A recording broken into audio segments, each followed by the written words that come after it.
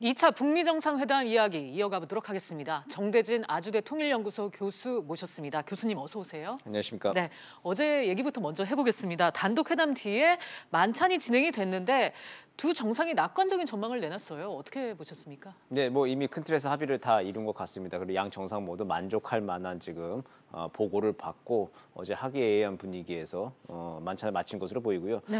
특히 뭐 그 두 분이 이제 이렇게 개인적인 퍼스널리티가 좀 잘 맞는 것 같습니다. 뭐 요즘 속칭 말로 좀 케미가 잘 맞는다고 할까요? 이제 네. 그런 그 분위기들이 회담에서도 어쨌든 잘 촉진하는 역할을 했으리라고 보여집니다. 네, 어제 만찬이 예정보다 좀 길어졌어요. 그만큼 이제 주고받을 얘기가 많았다. 그렇게 판단할 수 있겠죠. 그렇죠. 뭐 만찬이나 회의가 길어지면 두 가지죠. 뭐 잘 안 되거나 아니면은 네. 뭐 좋은 분위기거나. 근데 어제 앞에 뒤에 이제 양 정상의 분위기를 봤을 때는 굉장히 좀 좋은 분위기였으니까 네. 회담 결과도 지금 낙관적으로 좀 한번 지켜봐야 될 것 같습니다. 네, 이렇게 해서 탐색전은 마쳤고 오늘 본 게임에 들어갔습니다. 결국 핵심은 비핵화이고 그 중심에는 영변 핵시설이 있는데 미국은 여기 이제 플러스 알파를 노리는 상황입니다. 북한이 어떻게 응할 걸로 보십니까? 영변은 북한으로서는 거의 모든 것이기 때문에 사실 영변 내주고 나면은 모든 걸 또 받아야 되는 전면적 제재 완화를 받아야 되는 게 북한의 목적이겠죠. 네. 아니면 전면적 제재 완화를 못 받으면은 그에 상응하는 뭔가를 정치적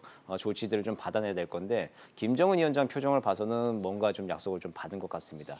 혹은 이번 합의문에 담기지 않다 하더라도 앞으로 6개월, 1년 뒤에 이제 과정들을 통해서 단계적으로 무엇을 해나가자라고 하는 이면 합의들을 아마 양 정상이 충분히 했으리라고 생각이 되고요. 영변에 대해서는 김정은 위원장이 작년부터 재차 3차 공언을 했던 부분이기 때문에 네. 영변을 일단 동결 얘기를 좀 했을 것 같고요. 그 폐기에 대해서 어느 부분까지 폐기를 할 것인가 그리고 초미의 관심사가 이제 검증이라고 하는 단어가 나올 것인가 아닌가거든요. 한번 좀 지켜봐야 할 것 같습니다. 네. 자, 이렇게 해서 검증까지 만약에 이제 미국이 원하는 방향으로 북한이 나오고 또 거기에 이제 상응 조치를 미국이 내놓는다면 이 제재 완화가 돼야 될 텐데 일단 연락사무소, 또 연락관 교환 이런 얘기가 앞서 나왔습니다. 이건 어떤 의미로 해석을 할 수 있을까요? 뭐 미국이 내놓을 수 있는 상응 조치를 정치적 조치, 경제적 조치 나눠 보자면은 이게 연락사무소 개설이나 연락관 교환은 정치적 조치에 좀 해당이 되겠죠. 근데 이게 미국 입장에서는 전 세계에 어쨌든 공간을 운영하고 있는 것이기 때문에 그리고 뭐 북한에 대해서 공세적으로 외교 공세를 펼치는 거에 그게 크게 부담이 없는 게 미국의 입장이죠. 근데 오히려 연락사무소를 받는다라고 하는 게 북한 측이 결단 내리기가 좀 쉽지는 않은 문제입니다. 네. 평양에 성적이 날리는 걸 인민들한테 어떻게 설명을 하겠습니까? 적대 국가였는데 이제 그거를 설명하겠다, 받아들이겠다라고 하면 네. 북한으로서도 굉장히 큰 결단을 내리는 것이거든요. 그렇게 되면 북미 관계는 굉장히 급물살을 타고 급진전할 것으로 보입니다. 네. 북한이 지금 사실 가장 시급한 거는 경제 제재 완화 그렇죠. 아니겠습니까? 실제로 어느 정도 수준까지 가능할지 뭐 어떻게 내다보십니까? 제재라고 하는 걸 이제 해제하는 걸 볼 때 이제 제재별로 해제하는 방법, 품목별로 해제하는 방법들이 좀 있겠죠. 그 유엔의 제재가 2006년 이후에 한 10개 정도가 지금 쌓여 있는데 그거를 뭐 어느 제재별로 해제한다. 혹은 품목별로 해서 원유의 수입량을 늘려준다 등등 뭐 이제 그런 식으로 제재별 품목별로 좀 하는 방법이 있을 텐데 그 유엔 안보리 제재는 트럼프 대통령도 못 건드린다 아마 이번에 강경한 입장이었을 겁니다. 나도 유엔 안보리 가면 5분의 1밖에 안 된다 그런 입장으로 버텼을 것이고요. 대북 제재 미국의 독자적인 대북 제재에서 어느 정도 선까지 풀어줄 것인가. 그러니까 한반도의 민주주의와 평화 통일에 기여를 한다면은 대북 제재를 완화할 수 있다는 게 미국 대북 제재 강화 법안에 있거든요. 그렇기 때문에 남북한 경협과 교류 부분이 한반도의 평화 통일을 촉진한다라고 하는 그런 명분으로 아마 이번에 상응 조치로 내놓지 않을까 생각이 됩니다. 네. 한국 입장에서 보면은 개성공단이나 금강산 관광재개 여부 또 이를 넘어서 남북 경협이 중요할 텐데요. 네. 이 부분은 어떻게 보십니까? 좀 기술적으로는 금강산 관광이 일단은 시작하기가 가장 용이하죠. 여러 가지 관광이라고 하는 게 어쨌든 유엔 제재도 품목에 지금 그 아이템에 들어가 있지 않기 때문에 관광이 좀 용이한데 다만 이제 북한과의 합작 문제 그리고 이제 대량의 현금이 북한으로 흘러가 들어가는 문제만 기술적으로 이제 해결이 된다면 금강산 관광 같은 경우는 조속히 좀 재개가 될 수 있을 것이라 보이고요.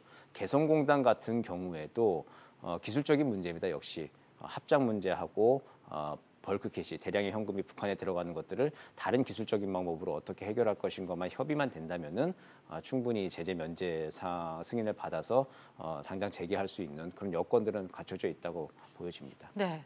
교수님 추가로 질문 하나 드릴게요. 네. 앞서 이제 합의문에 오늘 이제 핵시설에 대한 검증을 그 문구가 들어가느냐 안 들어가느냐를 지켜봐야 될 것이다라고 말씀을 해주셨는데 만약에 오늘 나온 합의문이 우리의 기대치에 못 미칠 경우 그럴 경우에는 어떻게 판단을 내려야 될까요?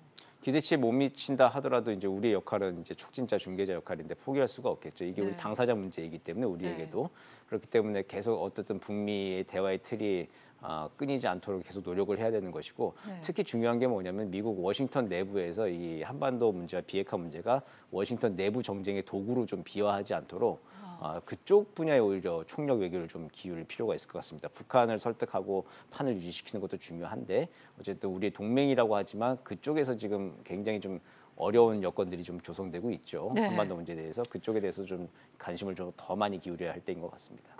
그렇군요. 그럼 마지막으로요. 이제 문재인 대통령이 이제 내일 3.1절 경축사를 통해서 신한반도 체제와 관련해서 이제 구체적인 계획을 발표할 걸로 보이거든요. 어떤 그림이 나올까요?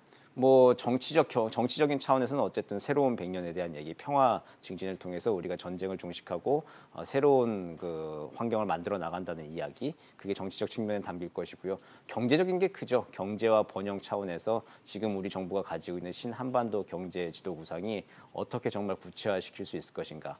우리가 이번에 김정은 위원장이 열차를 타고 베트남 가지 않았습니까? 그게 이제 신남방 정책이 우리가 열차 타고 꼭 유라시아로만 간다 생각했는데 남방으로 이어진다는 것도 이번에 눈으로 목격을 했죠. 그런 것들이 어떻게 구체화될 것인지 남북 경협 등을 통해서 앞으로 우리가 어떻게 갈 것인지에 대해서 이야기하는 이제 로드맵을 제시하지 않을까 생각됩니다. 네. 우선은 오늘 트럼프 대통령과 김정은 위원장이 선언할 이 하노이 선언 채택과 관련해서 어떤 내용이 나올지 지켜봐야 될 것 같습니다. 교수님 오늘 말씀 감사합니다.